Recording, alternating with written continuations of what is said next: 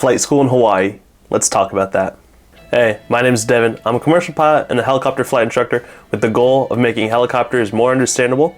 And in today's video, we're going to talk about Mauna Loa Helicopters. So if you're at all considering going to Mauna Loa Helicopters, I really recommend that you stick through the whole video. I've got lots of information that you may want to know. So I'm going to break this video down into 5 parts. Why I chose to go to Mauna Loa, the admission process, how the program works, a day in the life, and I'll finish with the pros and cons of going to the school. So just for context, I started school in November of 2019 and I finished in April of 2021.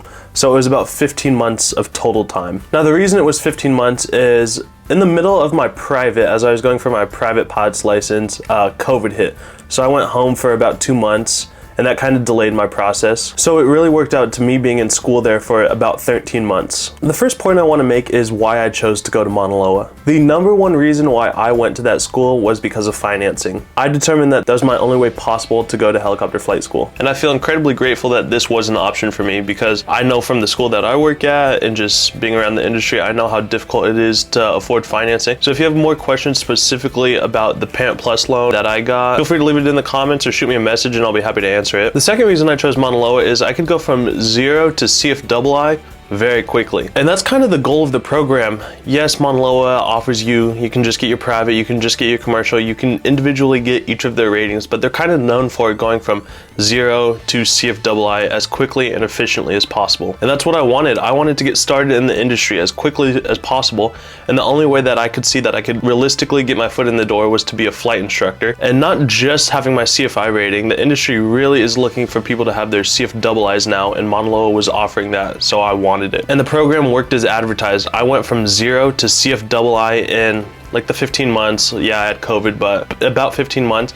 And even prior to me finishing school, so even before I was done, I started putting my name out there, started talking to a couple different companies, and I had offers with different schools prior to me even having my CFII license. So the industry is hot right now. People want instructors, they want double I's. So if you choose to go to Mauna Loa right now, it's a really good opportunity and time to do it. Another reason why I chose Mauna Loa was because it's got a great name in the industry. Mauna Loa produces a lot of highly skilled and trained quality pilots, and they're known around the industry for being well. In fact, at the school I work for right now, we've got multiple Mauna Loa trained instructors that work. And everyone's gonna say their flight school was the best, but I genuinely believe that Mauna Loa is one of the top flight schools in the industry. And walking away from there does say something, that you did get a quality education and you're a relatively good pilot. That doesn't necessarily mean that if you go to Mauna Loa and you just get all your ratings that you're gonna be immediately qualified and you're the right person for the job. A lot of people do respect it and will take it into consideration. So for those reasons, that's why I went to Mauna Loa. It was a good match for me. And I'm thrilled that I did it. The next thing I want to talk about is the admissions process. Okay, so on their website, just on the main page, it says admissions and click here to apply.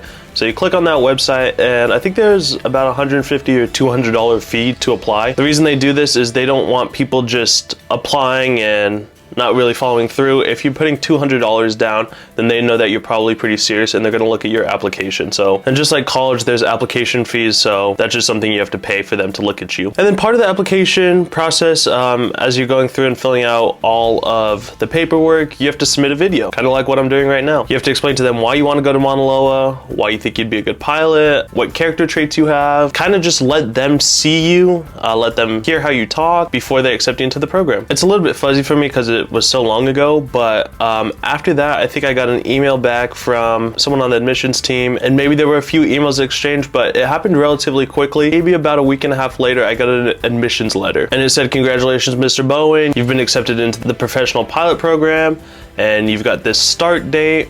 Okay, so before I got the admissions letter, I did talk to someone about when I wanted to start and when they could get me started. Sometimes they've got open enrollment, but sometimes they have to start you at different times of the year. I know right now it's pretty busy, so you probably can't just start immediately. You may have to wait a little bit.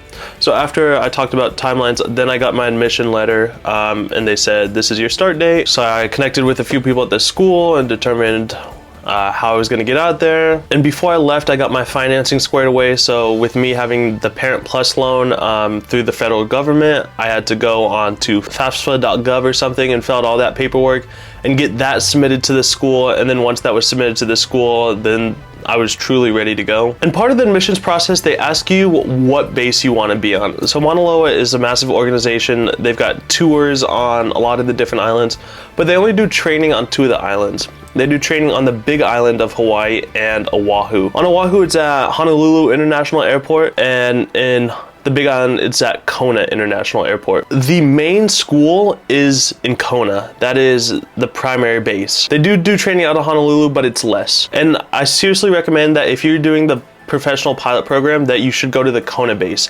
There's just more resources, and that's where the school is based. The other thing that the Kona base offers is student housing. How student housing works is Mauna Loa owns like 1 or 2 houses, I think, and there's different levels. They pair you up with another boy or another girl and you've got a roommate. So you pay, I think it's about $625 or $650 a month for just that room that you share with someone. So it's not a private room.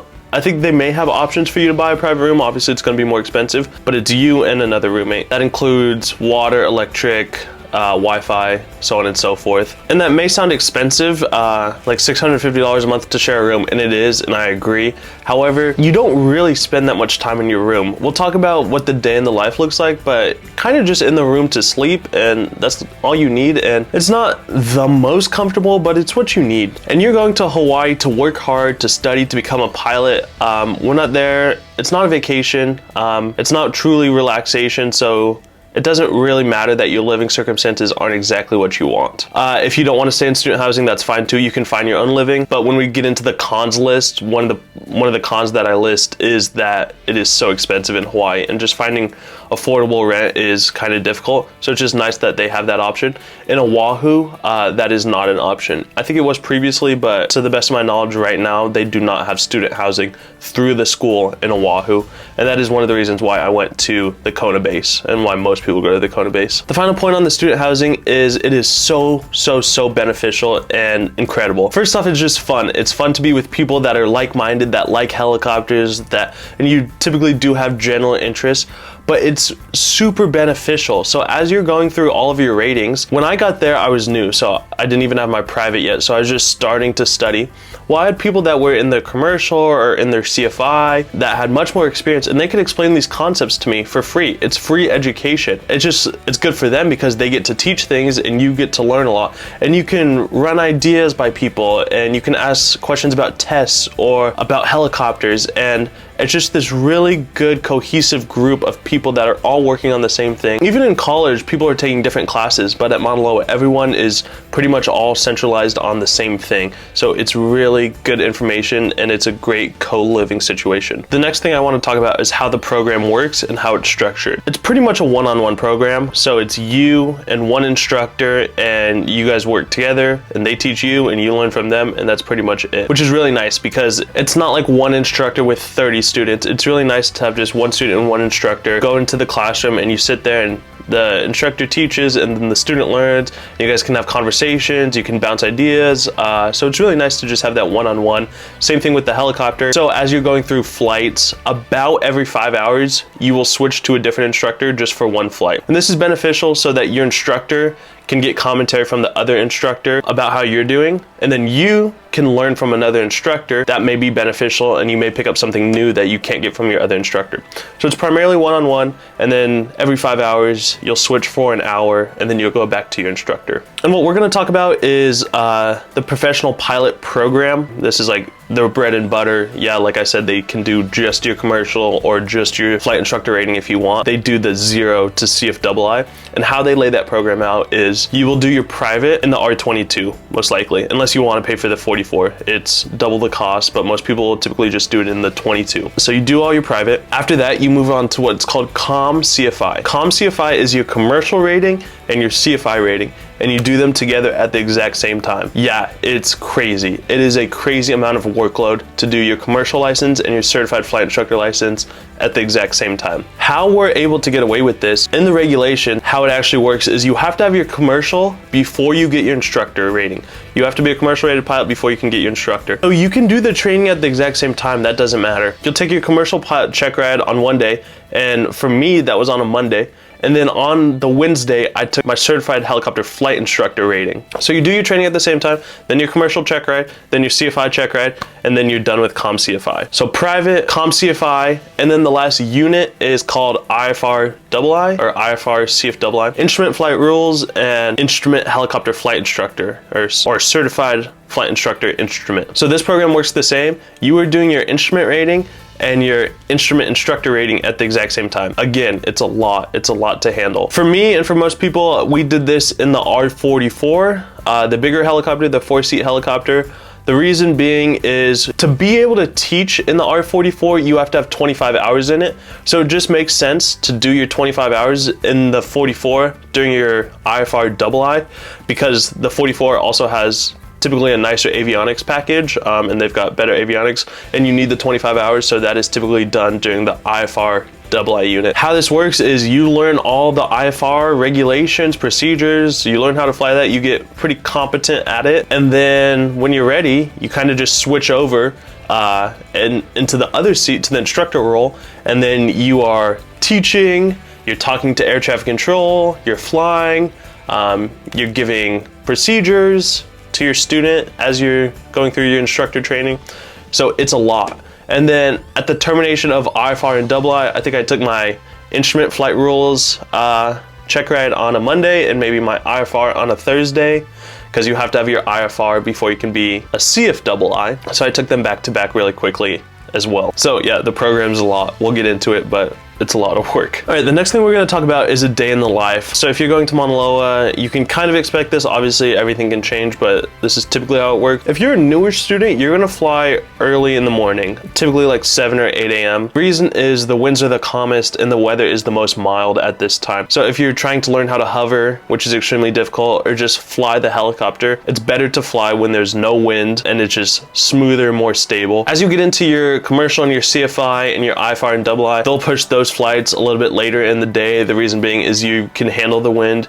You already have your private, maybe you already have your Com CFI, so you can handle the wind and you're just working on different things. And while you're going through your commercial and your instructor rating, you need to be able to learn to fly in the wind and operate in the wind, so it's better to fly later. And maybe at some point I'll make a video about the weather in Hawaii, but the winds are crazy. It is super windy always, which is really good training. If you can fly in very strong winds, it's gonna be way easier to fly when it's not super strong. So if you're newer, you fly in like the 7, 8, 9, 10, 11-hour block. Then as you get more experience, you'll fly in the later blocks. During your private, you'll usually do a flight and a ground a day. The flight's just a regular teaching flight with the instructor, and then a ground. We call this ground school, but we just call them grounds. You'll do the ground with your instructor where they teach you and they're basically just teaching you. So that flight is about a 2-hour block. The ground is like anywhere from an hour to 2 hours. I really recommend this.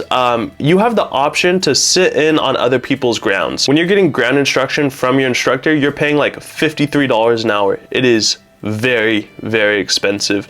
And I really recommend, if you can limit the number of grounds you have to do, that's gonna save you a ton of money, and I wish I knew that. So you're paying for your instructor time when you're with your instructor, but you have the option to go sit in on other people's grounds. So if someone is getting a lesson from the instructor, you can just go sit there and listen, and it's only $5 an hour. So it's a great value and you learn a ton. So if you're a newer student, if you fly from like 7 to 9 and then have a ground from 9 to 11, and then you sit in from someone from like 11 to 1, you've got a pretty full day, and that's a pretty good class load. On some days you may just have a flight. On some days you may just have a ground. On a lot of days you'll have both. A lot of days you'll have both plus you sit in on someone. So you can make a pretty full day. So maybe you go to school from like 9 to 1. And one of the really cool things that I liked about all my friends at Mauna Loa is we were all relatively active. So almost every single person that I went to school with, we all made it to the gym at least once a day. And the gym was kind of like a lifestyle, and it's something we really all enjoyed to do. We didn't do it together, but we all just really enjoyed working out. And you kind of need it too. You've got the time to do it, so you do it, but you kind of need it as a stress relief. And not that school is super stressful, but it can become very stressful and overwhelming. And having that outlet of the gym is super beneficial, and everyone took advantage of it. And another point is, you think, oh, I'm going to flight school in Hawaii, I'm gonna go to the beach every day. We went to the beach a lot, but we weren't at the beach every single day. And it's cool, and it doesn't really ever get that old, but it doesn't make sense to go there every single day. Even though I studied at the beach, a lot of people study at the beach, it's just not somewhere you're going every day. So you've got school, and then you've got the gym, and maybe you've got the beach, and maybe you have to run some errands into town. But then the rest of your day is spent at home studying, and there is so much studying. I'd say it's about 60% home study and 40% at school study. There is a ton of studying in your private, but there is so much in your commercial and your CFI and your IFR and II. Private, you are studying for the FAA written test, you've got tests at school, you're trying to learn the pilot's operating handbook, the regulations, performance calculations, flight plans, nav logs, maneuvers. You're just trying to understand everything, and it's a lot in your private, but it gets so much more during your comm CFI. Because you're studying for 2 ratings, and they are very difficult ratings. So commercial, you have to learn all the regulations. CFI, you have to learn all the regulations. Commercial, you've got an FAA written test. CFI, you've got 2 written tests. You've got your flight instructor test and your fundamentals of instruction test. You're studying for these fundamentals of instructions as well. This is like the psychology of being an instructor and how students learn. Besides those 2 tests, you have stage tests. Commercial has 3 stage tests, which is just like 100 question written tests. There's 3 of those for commercial. There's 3 of those for CFI, and there's FOI written tests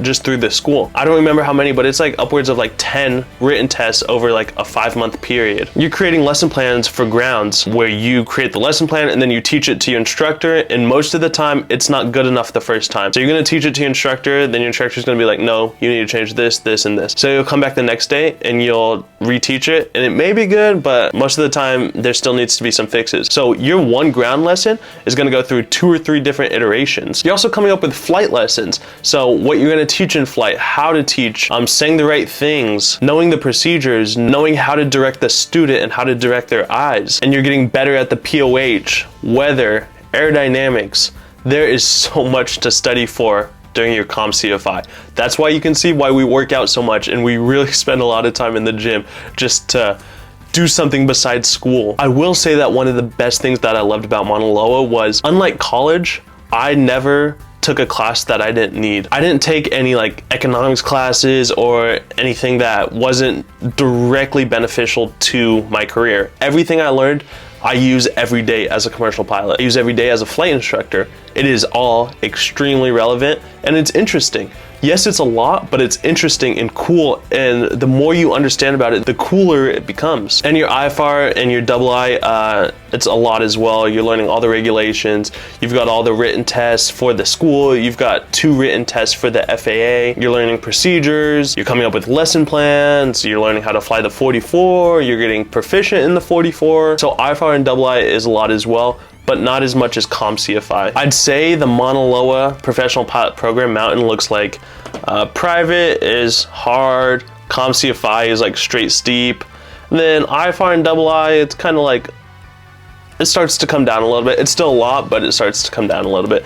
Comm CFI was a lot. All right, the next thing we're gonna do is a pros and cons list to Mauna Loa overall. The number 1 pro, the biggest, coolest, best thing about Mauna Loa was the people I met. I met my best friends of my life from every walk of life and from every corner of the globe, unimaginable backgrounds, and from unimaginable parts of the world. We all meshed together into this one school. And that's one of the greatest parts about Mauna Loa is their F1 and M1 visa programs. Not only do they have cool financing options for American students, an international program where students from other countries can come in. And I don't think Mauna Loa can provide financing for foreigners, but they do just accept foreigner programs through the M1 and F1 visa programs. I would say more than the majority of the people I went to school with were foreigners. Americans were the minority, which was incredible. If I had gone to college, I would have gone to school with people that were just like me, which is fun and fine. But going to school with people way older than me, I was one of the youngest ones there. People from different parts of the US, but different corners of the globe. I mean, countries that I had never even spent a thought thinking about, I've got best friends now. So that was by far the best part about Mauna Loa. All right, a con is it was super expensive. I've got an old video that I made like while I was going through my private or CFI on my channel. I'll try to link it if I can. I think in total, the flight school was $116,000. I'm definitely gonna make another video updating my thoughts and my plan with that, but it was incredibly expensive. It's funny, but it's not really that funny. It was so expensive, but I knew that going into it. I had a plan how to get myself out of it, so it was definitely worth it, but it was super expensive. One piece of knowledge I'm gonna give to you if you're planning on going to Mauna Loa is really try to minimize the amount of ground hours you spend. Study at home, sit in on people's grounds. That $53 per hour for ground really adds up really quickly. And yes, the flights are expensive. The grounds are really what gets you. You need those flight hours, and Mauna Loa is not trying to nickel and dime you at all. They will send you for your check ride when you are ready. And for my private, I took longer than the minimums, but for common CFI, I was right at the minimum number of hours required, and IFR and double I was right at the minimum number of hours. If you put in the work, they'll send you when you're ready, but really try to minimize the amount of ground dollars you have to spend. It was also super expensive just living in Hawaii. The cost of living is high. Gas is expensive, food is expensive, rent is really expensive, getting anything shipped to Hawaii is expensive. Just living there is not cheap. That's one of the things that you accept when you go there, and you are about to make the biggest investment in yourself and change your life for the better. So if it's expensive, yeah, it sucks, but you are changing your life, and to make money, you got to invest money. So you are making a massive investment in yourself. That doesn't mean go live right on the beach in some super cool house and buy a nice car while you're there. But if you have to spend the money, you're going to reap that so much further on with your quality of life, with a job you love, and getting paid a great salary. The next pro to Mauna Loa is it was an extremely well organized program. There is super clear sequential steps that you have to follow to get to where you want to be. So to get to your private check ride, what do you need to do? You need to do these things, and your instructor will walk you through these things. Unlike some schools, primarily in the mainland, smaller schools where it's a little bit less organized, Mauna Loa is extremely clear, and because it's a 141 program, it's got higher standards. Everything is super clear how it needs to be done, and I truly benefited from the organization of the program and the organization of the school. All right, the next con is it's super far from the mainland. It's a long flight, shipping times are long, it's hard to maintain relationships. Yes, we have the internet,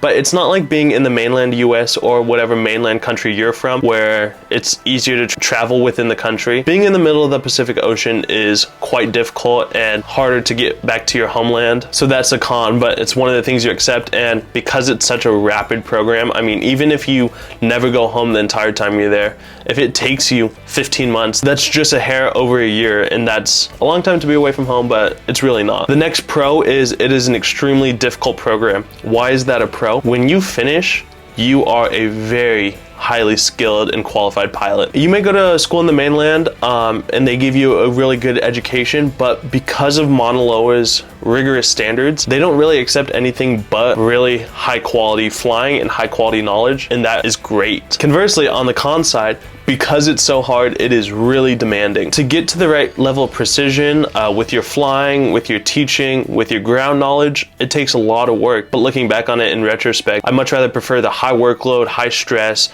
really understanding what I'm talking about, understanding what I'm doing, knowing how to fly the aircraft, versus getting the license easier, however, not really understanding it to the same degree. The next point is they had a really well-maintained aircraft. The maintenance was always done very well. I never questioned the safety. The aircraft were always very clean, the engines were clean, you could see everything, and I just felt very comfortable flying in those aircraft. I know across the industry that is not always maintained, so I was grateful to be at a place where the maintenance was taken very seriously. Anytime you noticed anything, we always had our mechanics come out and check it out. They would either pull it right off the line, or they would say it's fine, and they would give us the reason being. Alongside that point is we had a ton of aircraft. I'm not sure the exact number, but at some schools, you may run into scheduling conflicts where there's not enough aircraft to be able to fly when you want or when you need. At Mauna Loa, this wasn't a problem. There were so many aircraft, they were all kept up to date and maintained, and there was always an aircraft when you needed it, which can't be said for all schools. The next con is things move slower than you want. Everything moves slower than you want. Having patience is one thing, and yes, you do have to have patience, but the school just kind of seemed to operate slower. All of your training happened really quickly, but when it got towards the end of the training, when you need to go for your final stage checks and your check rides, things just happened slower than I would have liked, and I know this was a common sentiment across the students. Things were just slower, and the school's busy, the DPE is busy, so there's other factors that pull into it. It was slow. The next pro is the program really sets you up for success. Having all of your ratings is great, and having them efficiently is great, but they really set you up with the knowledge of how to walk into the industry and how to be a safe pilot. Some of the smaller schools, their goals are different, so there's not as much emphasis on actually operating in the industry. And Mauna Loa, their goal is to get you into the industry. They know that's what you want, so they set you up for that. They give you the knowledge, and I really appreciated that and benefited from it. Alongside the point of they set you up for success, that is so true that every single person that I went to school with that finished the program, we are all flying and we all have jobs. There's not a single person that I went to school with that finished the program that couldn't find a job at all. Every single one of us is working in the industry. Most of us are working as instructors right now, building our time, but every single person got a job. And that was kind of one of the things that they advertised. They said, oh, there's a 100% job placement after you finish the program. And I was like, yeah, the school's just gonna say that, but it's true. The industry picked us up when we all graduated Mauna Loa, and it's super cool to see. Another pro of the school that I really enjoyed, it's not like one of the smaller mainland schools where people kind of come in occasionally there, and they're there maybe 2 or 3 times a week, and they're just slowly making progress to their rating. At Mauna Loa, it is, everyone is there for hours a day, flying, studying, sitting on each other's grounds. Everyone's home or at a coffee shop working together. Everyone is all super committed to getting to their check ride, learning this knowledge, working on the next rating. Everyone is there, and their one job is school. People aren't there with jobs. When you go to Mauna Loa, you don't get, I mean, you can get a job, but people don't get jobs. The reason is because your job is school. You focus entirely on what you're learning, which is really awesome. I just like that everyone is so committed and centered on their goals. The final con I'm gonna make is not really a con of the school, and it's kind of just like a generic point with any walk of life. You are gonna have conflicts with people. Most of the time they're sorted out pretty well, and I never really got into any tiffs with anyone, but there's just always a little bit of pressure between people. The reason is the school is stressful, everyone's trying to reach their goals. Inevitably, you're gonna find 1 or 2 people that you just don't, your personalities just don't get along with. Like I said, it's not really a con on the school, but it's just something that I did experience. It wasn't just 100% rainbows and butterflies and happiness. Yeah, you're gonna have people that you get irritated with, or that get irritated with you, and you just have to be an adult. You have to be professional, and you have to work your way through that. Minimize the time you spend with that person. Don't do social events with them, and that's it. You just be an adult about it. The final pro I'm gonna make, and I've kind of made this point, but this is by far the most important point, is I got extremely high quality training. I got such in-depth knowledge. I am so proud to have. And there's kind of 2 parts to this knowledge thing. Part of it was just the knowledge I got from the school, but outside of that, just because the school's high standards, I had to go home and study and learn so much and learn the ins and outs of everything. As I was creating all my lesson plans, you can say something, but then you're gonna be asked why and how and why and what, and how does that work and why does that work? Going in and understanding the why 3 levels deep is incredible. It's very tedious and monotonous and difficult and annoying at the time, but when you understand a subject from this perspective and this perspective and this perspective and this perspective and all the way around, inside and out, if you really know the concept, you are in such a great position. You are a safer pilot, you're a more knowledgeable pilot, you can share your experience as an instructor in a much higher level, and it feels good to have this knowledge. So the high quality training is one of the most important points I can't say loud enough about Mauna Loa. All right, that's gonna wrap up this video. Just to conclude, I really enjoyed my time at Mauna Loa. I went over my cons list. I gave you guys some good information. Please, please, please drop any questions down in the comments below. I'd really want to help you guys. There was just not enough information prior to me going. Maybe I'll make a video about what I wish I knew before I went, but this is kind of some of that information. Please drop any questions you have down below. I will do research. I will give you my knowledge. I'm really here to help you if you're planning on going to the school, but I will see you guys in the next one. Please hit that little like button, subscribe if you haven't already, and hit the little bell indication so you get notified every time I make a new video, and I'll see you guys on the next one.